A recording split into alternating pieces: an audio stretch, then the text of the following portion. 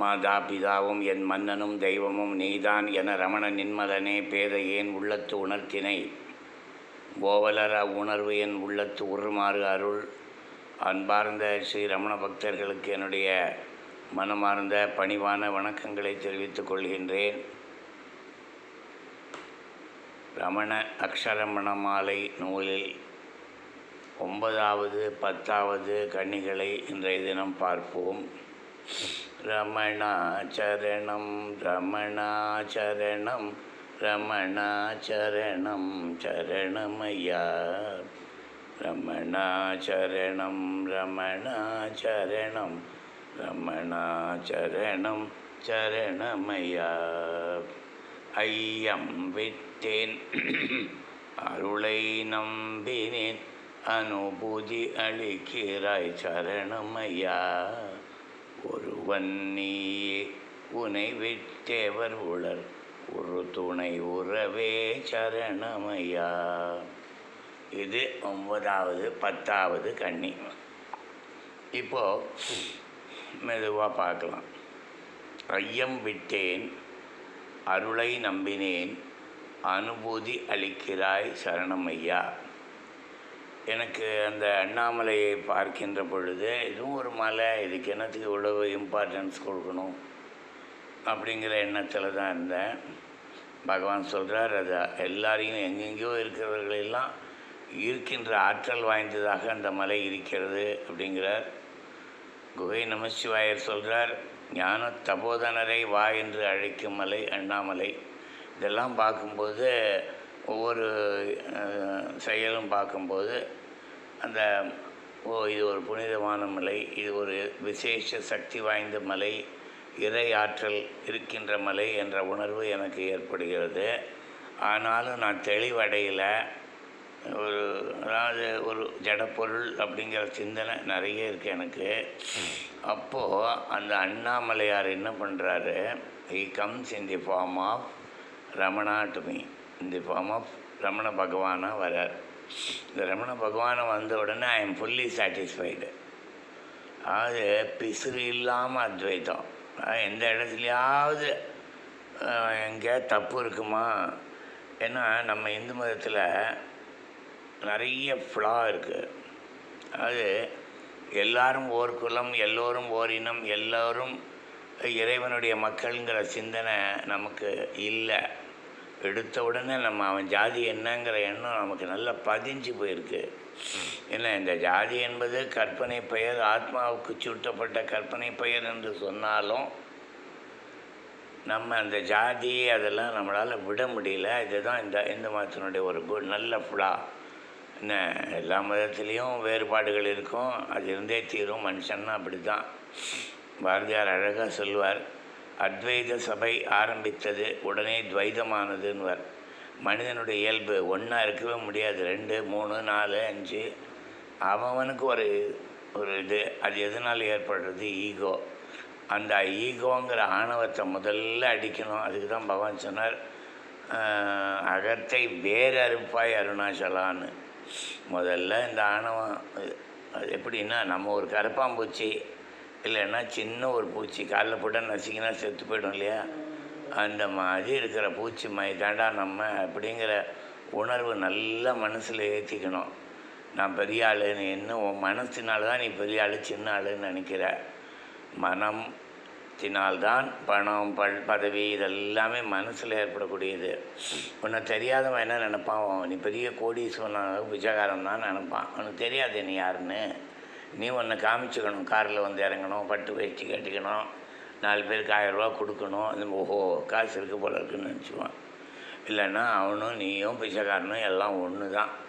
இந்த எண்ணம் எப்போவுமே இருக்கும்போது நமக்கு எந்த விதமான இதுவும் இடர்பாடும் ஏற்படாது. பகவான் என்ன பண்ணுறார், எல்லாரையும் சமமாக தான் பார்க்குறாரு.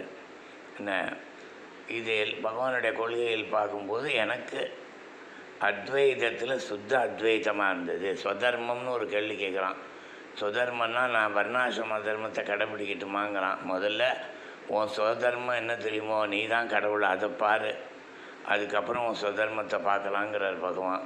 இந்த பதில் நீங்கள் எங்கேயுமே எதிர்பார்க்க முடியாது, யாருக்கிட்டேயுமே எதிர்பார்க்க முடியாது. ஏன்னா பகவானுக்கு உலகம் இல்லை. உலகம் இல்லைன்னு சொன்னால் உலகம் இல்லைன்னு தான் அர்த்தம் அவருக்கு.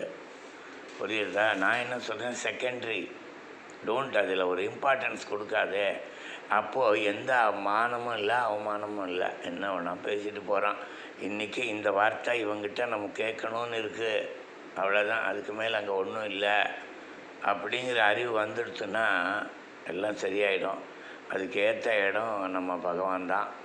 அவர் தான் இவ்வளவு தெளிவாக எந்த விதமான பிசுறும் இல்லாமல், எந்த விதமான அடையாளமும் இல்லாமல் இருக்கக்கூடிய அத்வைத்தம், இரண்டற்ற ஒரு தன்மையில் விளங்குகின்றதுனால் பகவான் பரிபூர்ண ஆத்மா.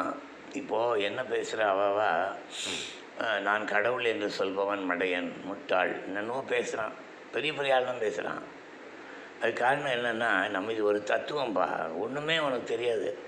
என்னவோ ஏதோ ஒரு கூட்டம்போக்கில் ஏதோ ஒரு உனக்கு ஒரு சான்ஸ் கிடச்சிருக்கு, நீ பெரிய ஆள் ஆகிட்ட. என்ன, அதுதான் உண்மை. நீ முதல்ல போன ஜென்மத்திலையோ எப்பயோ ட்ரை பண்ணியிருக்க, யூ காட் இட், அவ்வளோதான். அதுக்கு மேலே உங்கள்கிட்ட ஒன்றும் இங்கே ஸ்பெஷலாக சொல்கிறதுக்கு இல்லை. ஆனால் எல்லார்கிட்டையும் எல்லா திறமையும் இருக்குது. சில பேருக்கு வெளியில் வருது, சில பேருக்கு வெளியில் வரல. இது ரொம்ப பிட்டியபிள். இதுக்குன்னு 1000 காரணம் இருக்குது, அது வேறு விஷயம். அதெல்லாம் இங்கே வராது. அதனால் பகவானை துருவி துருவி துருவி துருவி, நான் கூட பின்னால் ஒரு பாட்டில் எழுதியிருக்கேன், பார்த்து பார்த்து படித்து படித்து பக்குவமானேன் சரணம் ஐயான்னு போட்டிருக்கேன். இது மாதிரி பகவான்கிட்ட எந்த விதமான பிசுறும் இல்லாமல் இருப்பார். பகவத்கீதை நீங்கள் படித்தீங்கன்னா சாப்டர் பை சாப்டர் அப்படியே சொல்லிட்டு வருவார், அனலைஸ் பண்ணுவார் ஸ்ரீகிருஷ்ணன். அப்போது உங்களால் ஐயம் திரிபர அதை புரிந்து கொள்கின்றோம். அதே போல் பகவானை புரிஞ்சுக்கிறோம். பகவத்கீதைக்கும் நம்ம பகவானுடைய உபதேசத்துக்கும் என்ன வித்தியாசம்னா, பகவான் பரமாத்மா மட்டும்தான் பேசுகிறார். உலகத்தில் இருக்கிற பொருள் எல்லாமே செகண்டரியாக தெரிகிறது பகவானுக்கு. பிகாஸ் இல்லையே, வேறு பொருள் இல்லையேங்கிறத தெரிஞ்சு வச்சுருக்கார் பகவான். அதை வெளிப்படுத்துகிறார். கிருஷ்ணன் எல்லாத்தையும் சொல்லணும். அவன் போர்க்களத்தில் நிற்கிறான், சண்டை போடணும். அவனுக்கு அதுக்கு தகுந்தாப்பில் சொல்கிறார். வெளியில் சண்டை போடு, உள்ள அது ஆத்மா தான் நடத்துறது கிருஷ்ணன் அப்படிங்கிற எண்ணத்தோடு சண்டை போடுறாங்கிறார் அர்ஜுனனை. அவ்வளோதான். ஐயம் விட்டேன், நான் என்னோடய சந்தேகம்லாம் போச்சு. ஒவ்வொரு சமயத்துலேயும் பகவான் செய்யும்போது ஒன்று ஆச்சரியமாக பார்க்குறோம். எந்த விதமான பாகுபாடும் இல்லாமல் பகவான் செய்கிறதையும் பார்க்குறேன். இது பகவானுடைய அருளால் மட்டுமே நடந்தது என்கின்ற என் நம்பிக்கை எனக்கு ஏற்படுகிறது.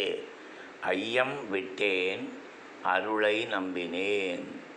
நான் இந்த அருளை நம்பினேன். பகவான் நம்மளை காப்பாற்றுவார் எந்த சூழ்நிலையிலையும். அது கிருஷ்ணன் ராமபிரான் சொல்வார், டேய் அவன் அடைக்கலன்னு வந்துட்டான்டா, அவனை காப்பாற்றுறது என்னோடய விரதண்டாங்கிறார். என்னை காப்பாற்றுங்க, அதுக்கப்புறம் கத்தி வச்சு குத்தினாலும் பரவாயில்ல, ஆனால் சரணாகதி அடைகிறேன்னு ஒருத்தன் சொல்லும்போது, இல்லை சரணாகதியெல்லாம் நீ அடைய வேண்டாம், ஒன்று நான் கொல்ல போகிறேன்னு சொல்லலை. ராவணங்கிட்ட கடைசி வரைக்கும் பகவான் சொல்வார், இப்போன்னு சீதாதேவியை விட்டுடு, எனக்கு உங்கள்கிட்ட எந்த பகையும் இல்லைப்பாங்கிறார். யார்கிட்ட? ராவணங்கிட்டே. புரியுதா? ராவணன் தினமும் ராமர் என்ன அளவுக்கு அசிங்கமாக பேசினாங்கிறது நல்லா அவருக்கு தெரியும்.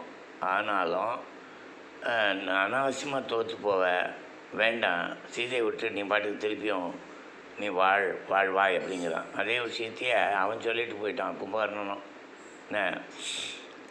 என்ன அவன் கொன்னுட்டான் வச்சுக்க அண்ணா, என்ன அவன் கொன்னுட்டான்னா உன்னை ஈஸியாக கொன்னுடுவான். பொன்றினால் புலன்கொள் தோழியை நன்றன நாயக விடுதி நன்றரோ அப்படிம்மா கும்பகர்ணன். சரி, நான் செத்தாலும் பரவாயில்ல, ஆனால் ராவணேஸ்வரா நீ உயிரோடு இருக்கணும், எங்கள் அண்ணனே, நீ மாண்டு போவதை நான் பார்க்க முடியாது. என்னை எப்போ ஜெயிக்கிறான்னா அவன் நிச்சயமாக உன்னையும் ஜெயிச்சிருவான். அதனால் அதுக்கப்புறம் சீதையை கொண்டு விட்டு நீ நல்லா இரு அப்படிங்கிறான். விபீஷணன் சொல்கிறான், எனக்கு ராஜ்யம் கொடுத்தா யாருக்கு கொடுப்பேன்? எங்கள் அண்ணனுக்கு தான் கொடுப்பேன். எனக்கு எதுக்கு இந்த ராஜ்யம் அப்படிங்கிறவங்க. அந்த மாதிரி ஒரு பண்பாளர்கள் அவங்கெல்லாம். ஐயம் விட்டேன் அருளை நம்பினேன். பகவானுடைய அருளை நம்பணும். எப்போவுமே பகவான் சொல்வார், அருள் எப்போதும் இருக்கிறது, அந்த அருளை நம்பு. அனுபூதி அளிக்கிறாய் சரணமையம். பகவான் அற்புதங்கள் செய்கிறார். அது இயற்கையாக நடந்துகிட்டே இருக்கும். அற்புதம்தான். இந்த செயல் இப்படி நடந்திருக்க முடியாது, பகவானோட கை எங்கே இருக்குங்கிறது உனக்கு நல்லா புரியும். இதுதான் பகவான், அதுதான் அனுபூதி. உனக்கு நிறைய இந்த மாதிரி அனுபவங்களை கொடுப்பான். பகவான் கொடுத்துட்டே இருப்பான். நீ பகவானோட இருக்கும்போது உனக்கு நிறைய அனுபூதி கொடுப்பான். நினச்சி பார்க்க முடியாத அனுபவங்கள், என்ன மகிழ்ச்சி எல்லாம் பகவான் கொடுப்பான். அதனால் பகவானை சரணம் சரணம் என்று சரணடைகிறேன் என்கிறான் புலவன். ஓம் நமோ பகவதே ஸ்ரீ ரமணாய.